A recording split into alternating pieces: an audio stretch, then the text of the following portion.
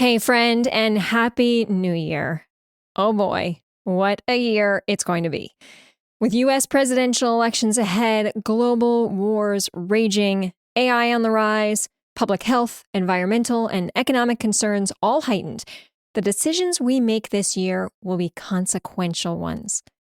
Courageous and intentional leadership will matter. Authentic messages will matter, and equitable approaches will matter. You are going to need a trusted partner as you navigate through whatever challenges unfold for you in this year ahead. And I promise I will be there with you through it all. In just a few weeks, we will kick off season 9 of the Mission Forward podcast, and it is expected to be our most incredible yet. With global thought leaders who will provide their take on the issues and practical approaches to help you navigate those issues, I'm going to meet you where you are and help you guide your year ahead as a communicator for change. Now, we'll be back in just a few weeks with all new content. But until then, I hope you enjoy some of our most listened to shows from last season. And I hope you'll drop me a line if there's something you hope to hear on the show in the new year. You can get me over at carrie@mission.partners. Until then, I hope you enjoy today's show, and I look forward to being back with you soon.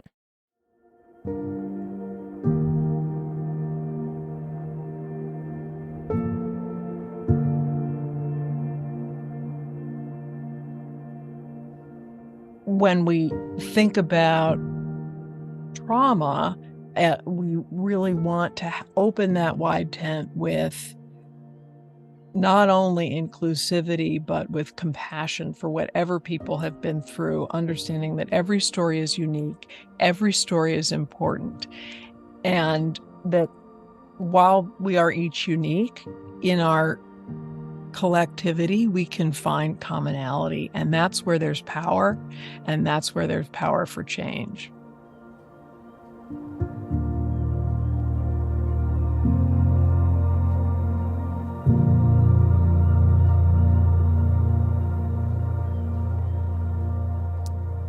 Hi there, and welcome to the Mission Forward podcast, where each week we bring you a thought-provoking and perspective-shifting conversation on the power of communications. I'm Carrie Fox, your host and CEO of Mission Partners, a social impact communications firm and certified B Corporation. And that was the voice of Schroeder Stribling, President and CEO of Mental Health America, who joined me recently to talk about mental health, the narrative we've created as a society around it, and why it is time for a new frame. Schroeder has a compelling personal story and a remarkable spirit. She sees what's possible and then helps to make that happen. And when it comes to reducing barriers, increasing access, and educating the masses on mental health issues, I can't think of anyone more inspiring than Schroeder. This is a great conversation with some very real and practical insights relevant at a personal and a professional level. I hope you enjoy it, and I will see you on the flip side.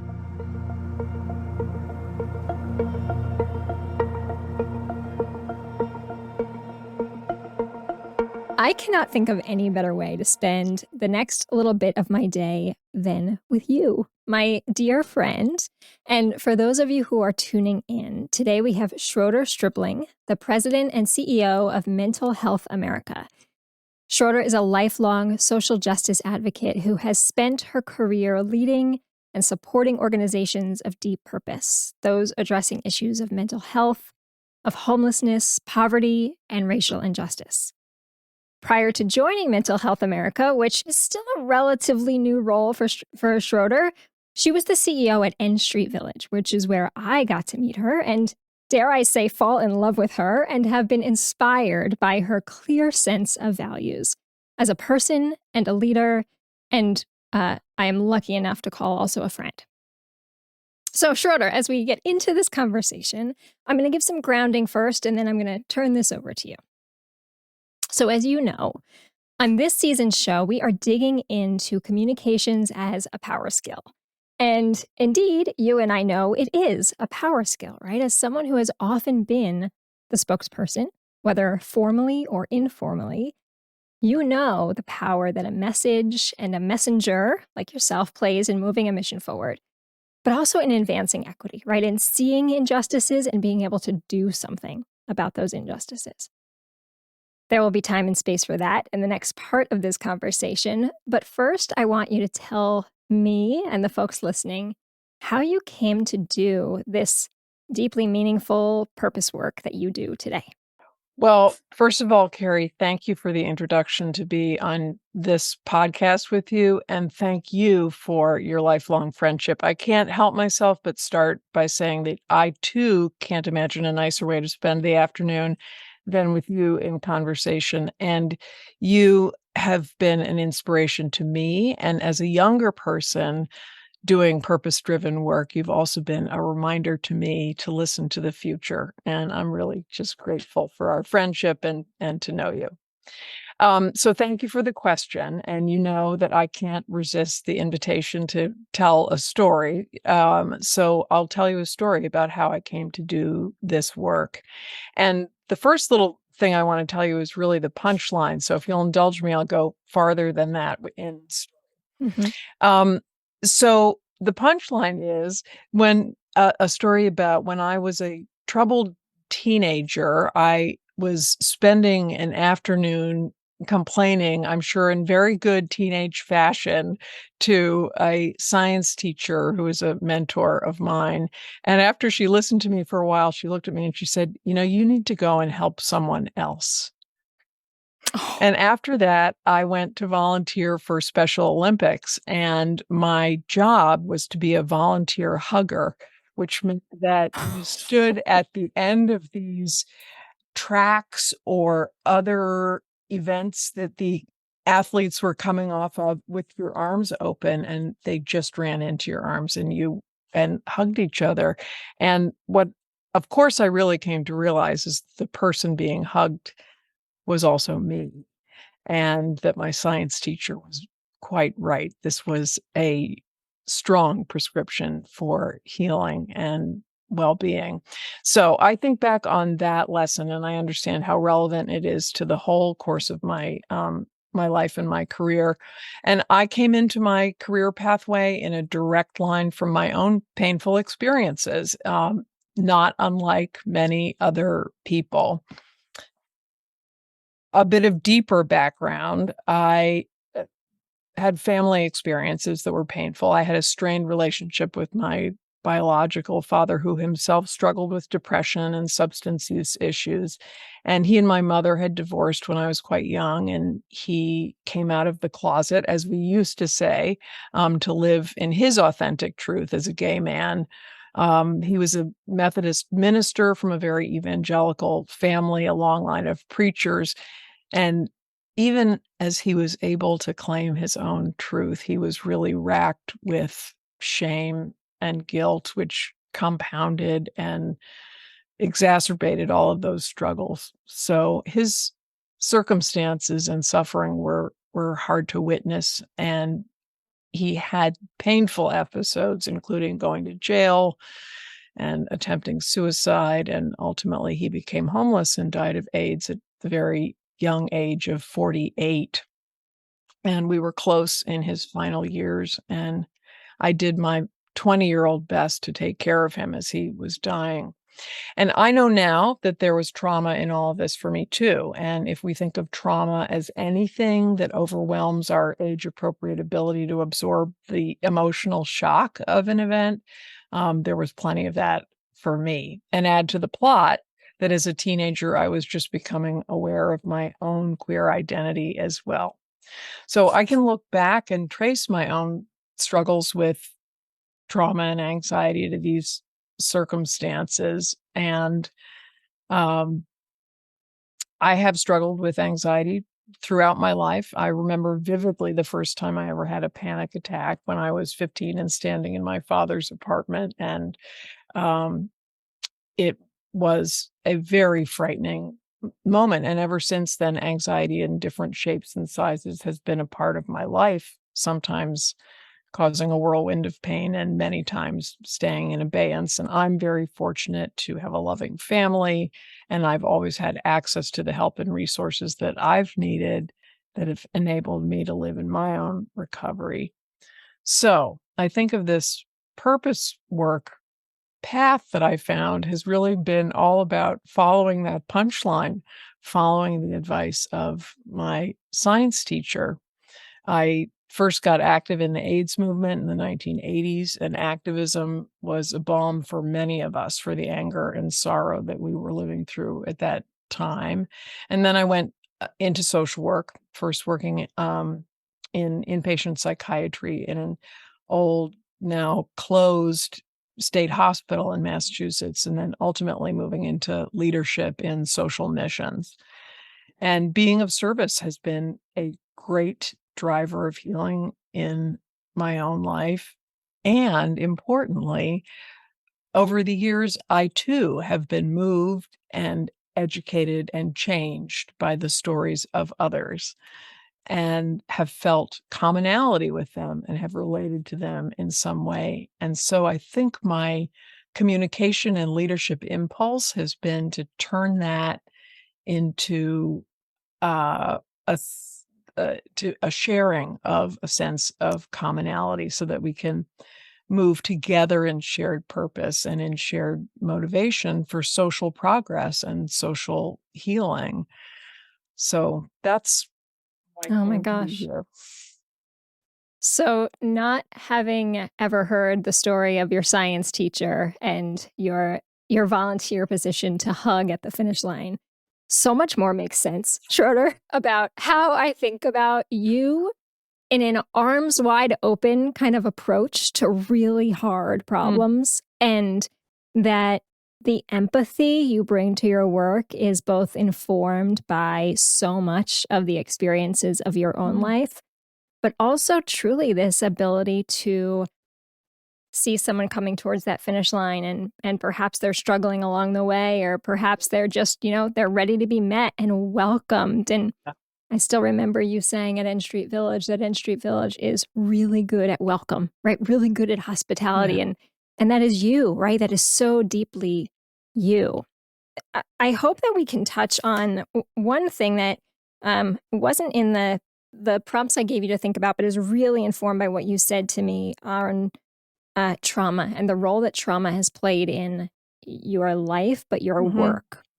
We have just started at Mission Partners to explore what it looks like to have a trauma informed approach to formalizing that and actualizing that as we think about Mm, communications, right? So, as you get into how you think about your own work as a communicator, and um, even thinking about the deep education that you've had hasn't been communication specifically, but it mm. certainly, gosh, seems to translate into how you show up as an effective communicator. So, I'm curious how you've leaned on communications and how you've pulled in some of those elements of trauma-informed approach to help move some of these complicated messages forward that you have over the years.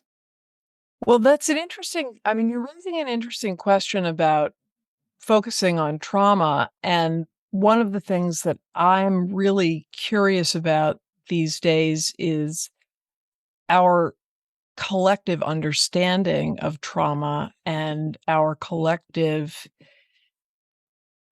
definition, if you will, of lived experience. I mean, I really have come to believe that trauma is a very pervasive fact of life for most people. I mean, if you take my definition that it's anything that overwhelms your age appropriate ability to absorb a shock, Right. which one of us hasn't had some experience like that to some degree? Some obviously much more significant than others, but it's fairly universal. And especially in this moment of collective crisis recovery that we're in, and when there's been so much trauma and so much grief and so many people in pain and so much lived experience, I'm really interested in opening a wide tent for people to Hmm. enter this understanding of lived experience, that they're, back to your point, that their story is welcome here, that your lived experience is welcome here. And when we think about trauma, we really want to open that wide tent with not only inclusivity, but with compassion for whatever people have been through, understanding that every story is unique, every story is important, and that while we are each unique in our collectivity, we can find commonality, and that's where there's power, and that's where there's power for change. Yeah. And that's also, I think, where there's power for action, right? That if someone is hearing a message that feels disconnected or inauthentic, it's not likely that that person is going to be moved to take an action.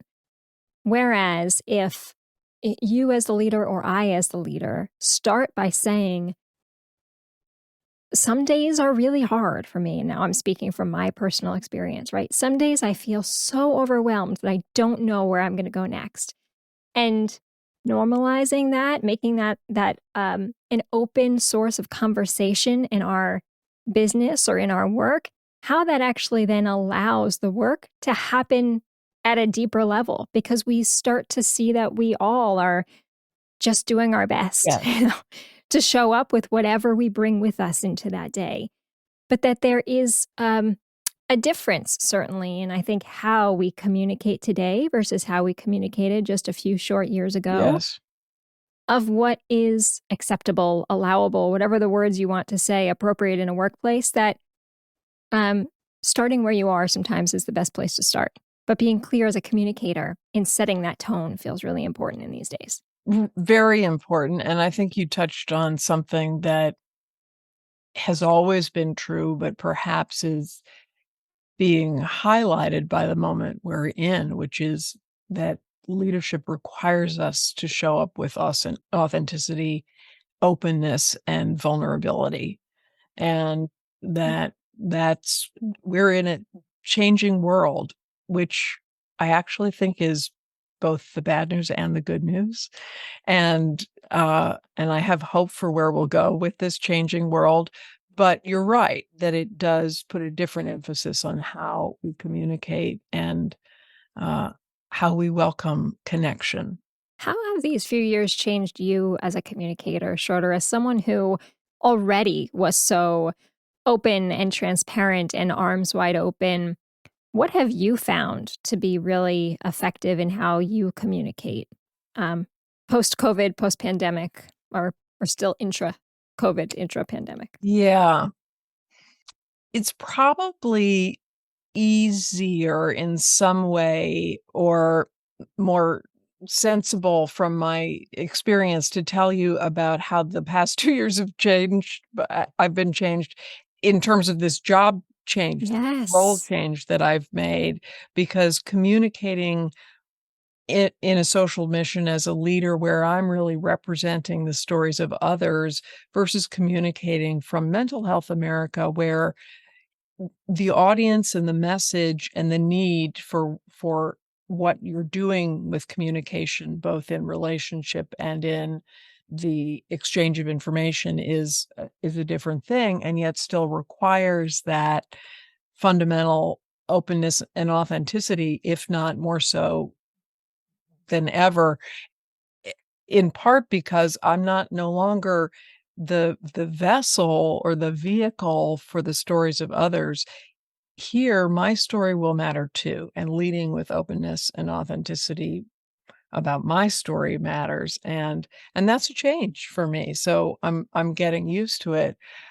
I really learned so many powerful lessons about communicating when I was at N Street Village, where I felt privileged to be just a member of the community. I mean, I had a job there. I was the CEO, but mostly I was a member of a community, and that was just, such a gift, and I learned so much from the from so many people there, and one of the things I learned there was that sometimes being an effective messenger is actually about getting out of the way and setting the stage in the right conditions for someone else to carry the message. So, for instance, when you know this, that I quickly learned at N Street Village that when I would be giving a tour to, say, a major funder, which was a pretty common experience, my job was to get out of the way because the community belonged to the women that lived there. and the women that were being served with what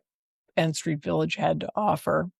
So I would be the sidekick to one of the residents who would give a first-person direct account of Mm. their experience, and it was a joy to watch. And one of my favorite moments is when I was giving a tour, and Cheryl, who was one of our residents, we were being visited by Valerie Jarrett during the Obama administration, and it was a wonderful moment. And Cheryl Barnes was taking Valerie on a tour, and I was along as her sidekick, and it was just the three of us. And we wound up sitting upstairs in one of the recovery housing living rooms for a personal chat for a minute. And Cheryl, who's herself just a fount of hospitality, was telling Valerie all about N Street Village and telling her how she was so glad to meet her, and she was so glad to meet the many people who came to visit N Street Village, and that what she had learned, said Cheryl to Valerie, is that there are a lot of people who have big jobs and big titles, but at the end of the day, they're just people, just like her. It was a beautiful Mm. moment, and Valerie met the moment with equal Mm. grace, I have to say.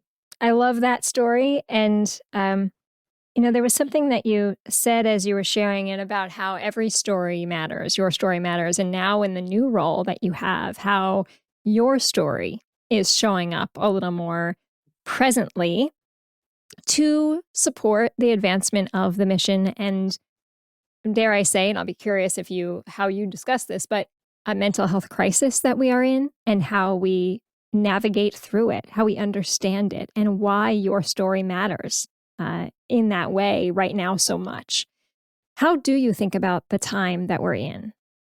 I don't think there's any doubt that we're in a crisis, a national crisis, and that mental health is a big part of it, and that our mental health is a big part of it.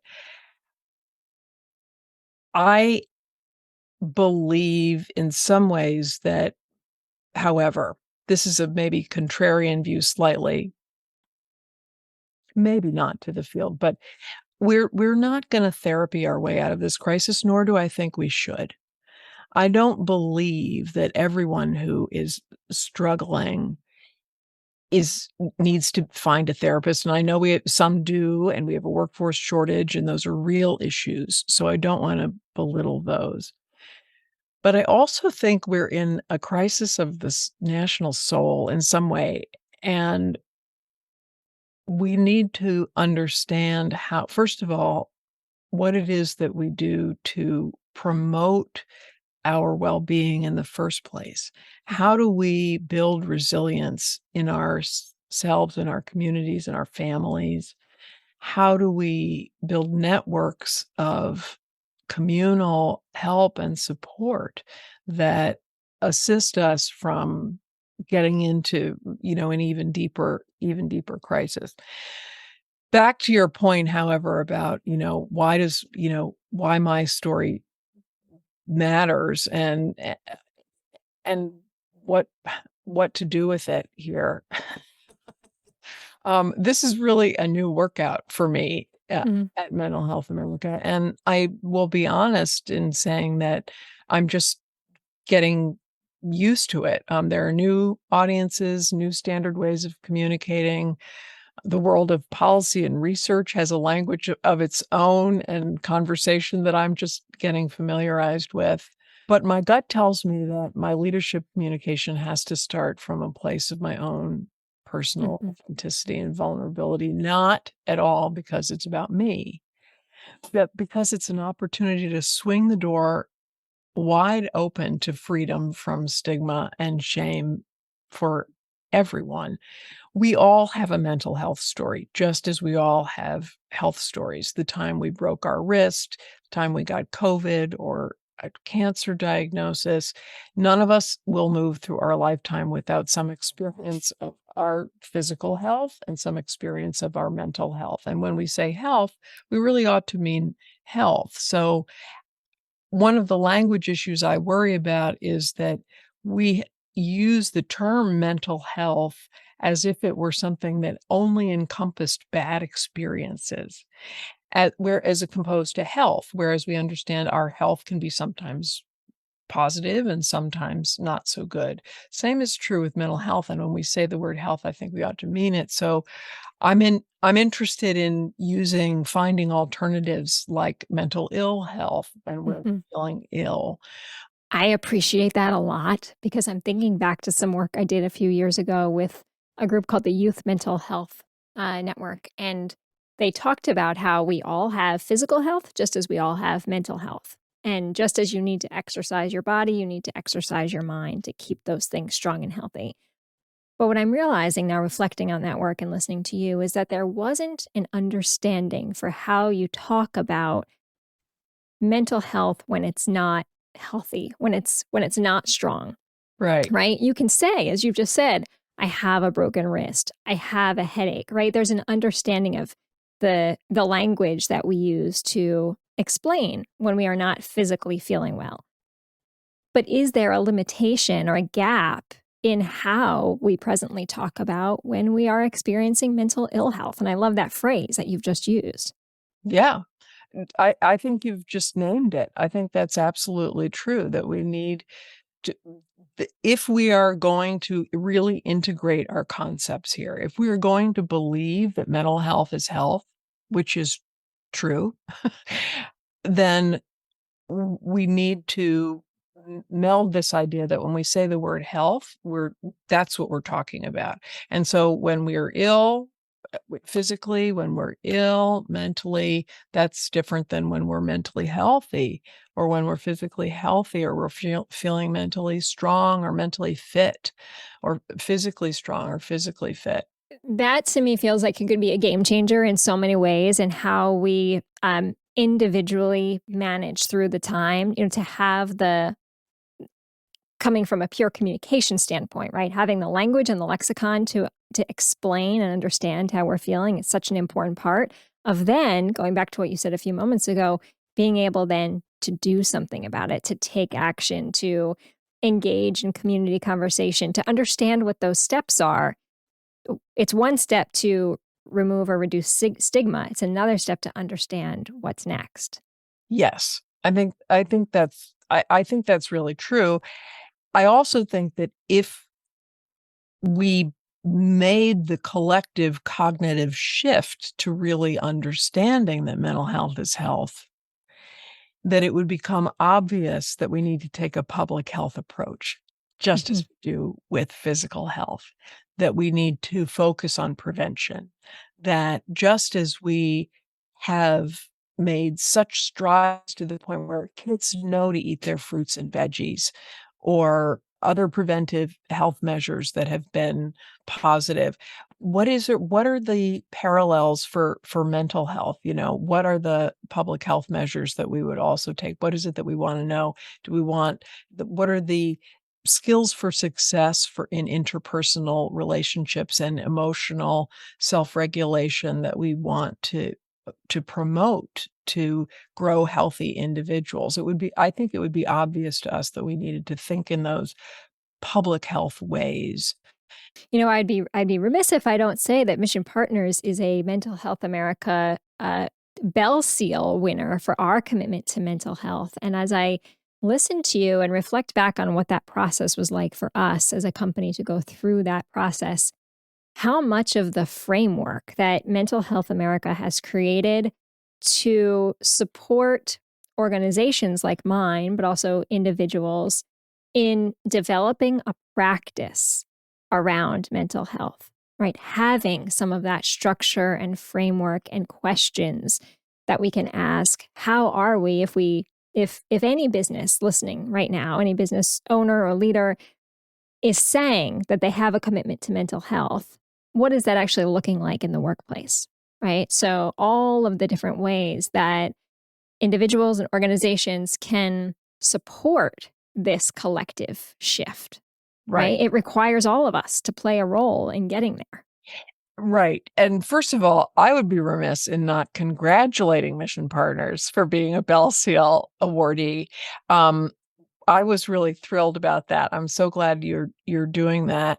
And I'm so glad for the many businesses that have come on board to seek the Bell Seal Award and to commit to mentally healthy workplaces. I mean, this is one way that we reach people, first of all, at population scale, right? If we're working through the workforce where so Right. many people are touched, where we spend so much of our time and our days, and where our relationships are so important. So to have organizations and companies taking this seriously and taking this on and understanding what it means to be a mentally healthy workplace, whether that's anything from visual cues in the environment that signal that you know how we used to have the visual cues for, this is a welcoming space for Yes. LGBTQ, whatever it is that we do with the environment to our conversations.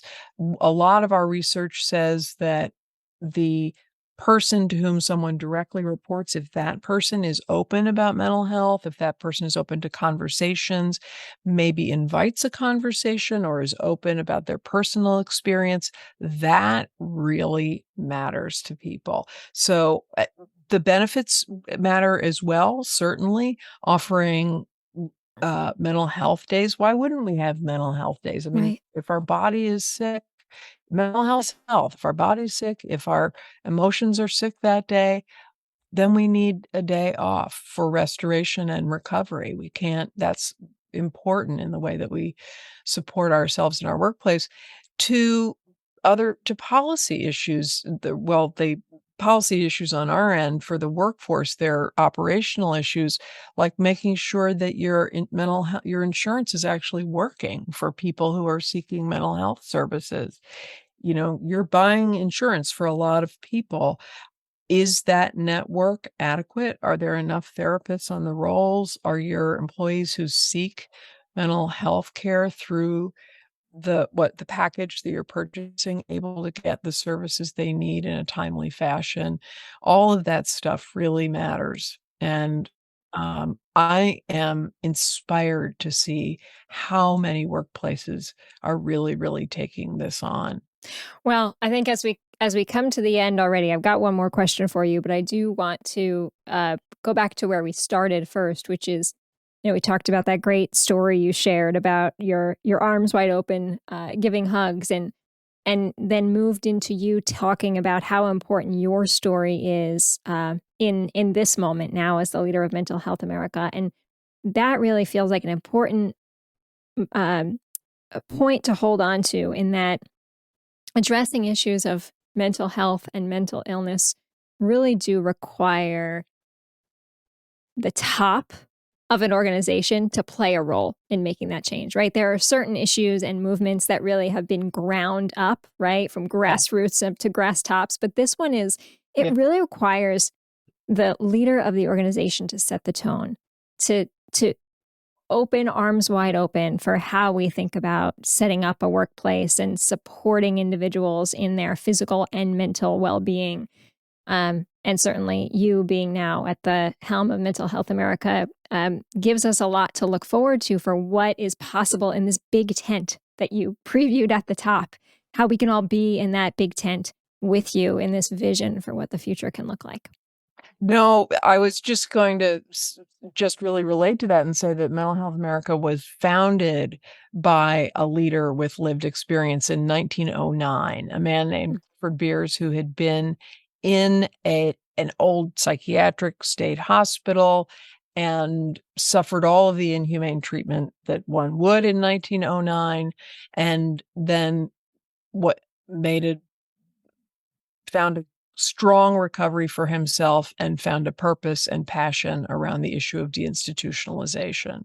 And that is our origin story. So we have been led by lived experience from the beginning at Mental Health America, and it continues to be something that we think is enormously important. Again, not because it's about the leader, but because it's about opening the tent. We all have mental health. We all have lived experience. And that's the other piece I will really take away from you today, that everyone's lived experience matters. Yes, indeed. Parting thoughts, Schroeder, what has you feeling hopeful about the future? Well, I think I was hinting at it just a moment ago, which is that in this time, and I want to go back and say to your question that I don't think I was emphatic enough in saying that we are in a crisis, and our mental well-being is an issue, is a part of that crisis. We are not in a mentally healthy place collectively. I know it's different for everyone, but collectively, we are in need of recovery from crisis. But the crisis is big, right? Of the last couple of years. It's not just the pandemic, civil uprisings, mass shootings, a new reckoning with racial justice, the deaths of despair have skyrocketed. A lot is changing. There's seismic change in our world, and I think that is both the bad news and the good news. I think it's an enormously painful time, but if we navigate through it well, which will require us to find those points of connections and relatability and connectivity, another reason to open the tent to be and open ourselves to one another. If we navigate well, stigma will lessen, as is Mm, happening. And we will be forced to innovate. We'll be forced to make a new story for ourselves. And I think that is the good news. And back to my point about watching you as a young person and what you've been able to do for purpose and social good in the world, and watching my children, it is a reminder to look to the young people and look to the future. Um, for new ideas and be willing to follow them, be ready to follow them. yeah. Well, I will be happy to be called a young person any day. Many days I do not feel like one. We're both older now, I but realize. but that I appreciate. And you know what? In terms of the hopefulness and the pain that so many of us are experiencing in many, many different ways right now, there can be joy on the other side of that pain. And that's also what I hear and always remember when I listen to you. Not only can there be joy, there can be joy. Recovery is absolutely possible for every single person who seeks it. And yes, there's joy and there is hope. With that, Schroeder, thank you so much. What an honor to talk with you today, and always so wonderful to be in your company. Likewise, my friend, likewise. And already that brings us to the end of another episode of Mission Forward. Thanks for tuning in today. If you are stewing on what we discussed here today, or if you heard something that's going to stick with you, drop me a line at carrie@mission.partners and let me know what's got you thinking. And if you have thoughts for where we should go in future shows, I would love to hear that too. Mission Forward is produced with the support of Sadie Lockhart in association with True Story FM. Engineering by Pete Wright. If your podcast app allows for ratings and reviews, I hope you will consider doing just that for this show. But the best thing you can do to support Mission Forward is simply share the show with a friend or colleague. Thanks for your support, and we'll see you next time.